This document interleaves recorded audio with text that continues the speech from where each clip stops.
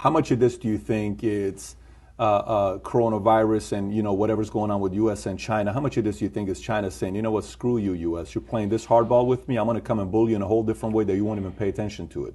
How much credibility do you give to that? 5%? 1%? I'm not going to answer that question, but I am going to answer the question in a different way. Because I'm Christian at heart and I like to think that nobody would want to kill people. I will say this much, and if you're listening, write it down.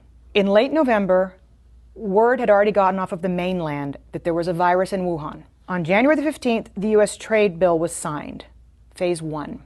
December the 15th. I had a whole month off, December the 15th. 6 weeks later, the trade truce was signed with an out clause, a very clever out clause that the Chinese made sure was in there, that said if there was any kind of act of God, pandemic, then they didn't have to make good on what they had committed to buy from the United States.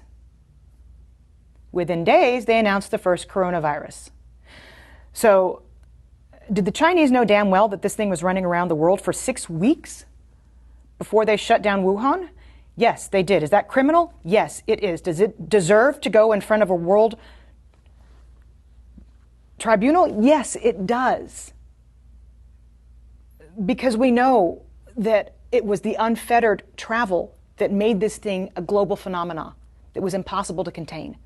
6 weeks they knew, but they wanted that out clause. And then they underreported what happened in Wuhan, which a toddler could tell you based on what happened in Italy, based on what's happened in Germany and in France and now in the UK with Boris Johnson in the ICU. There's no way in a city the size of New York, 11 million people, that there were so few cases. It's impossible with similar density to New York. So the World Health Organization should be held accountable for not holding China accountable to providing good, valid data so that the rest of the world could prepare for fewer people to die. And that's what you're talking about. To me, these are equivalents to acts of war on the part of China. And then, equally, whether you're talking about NPR or Fox News, most major media outlets on both sides of the aisle came out and reassured the United States that it was just the flu. Within 24 hours of South Korea's first case being reported, the United States' first case was reported. And what we did was dither. We sat on it for 6 weeks and tried to reassure the public that nothing was happening.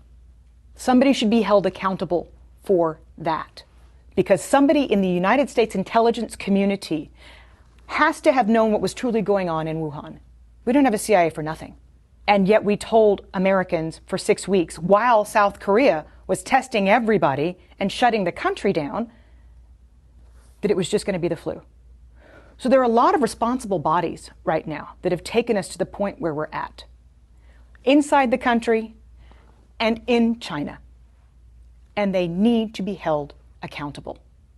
So you don't even have to get on the discussion as to whether or not this was a manufactured virus and set upon the world. You don't even have to go that far. If we find that in future investigations, then that needs to be prosecuted.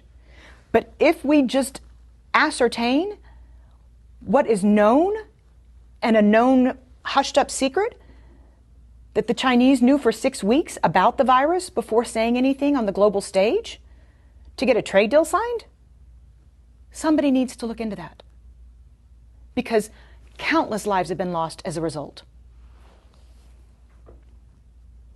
The damages are in the tens of trillions of dollars. We're not talking about small here if that's the case. No, we're not.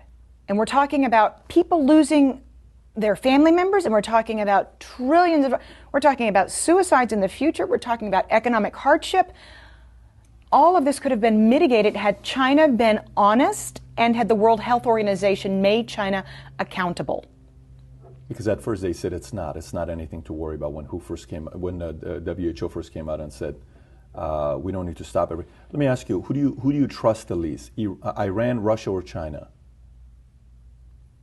China. China's got more economic power.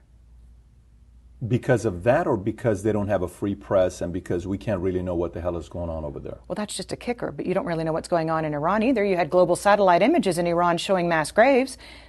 Iran underreported the same. And you can't tell me that in the cold of winter that Russia has as many cases as it's reporting. But at last check, China's 17% of global GDP. They can throw more money around than anybody else. And you just mentioned two of their allies, by the way. So that's why I asked it the way I did. And the largest contiguous land border on the planet, by the way, between Russia and China.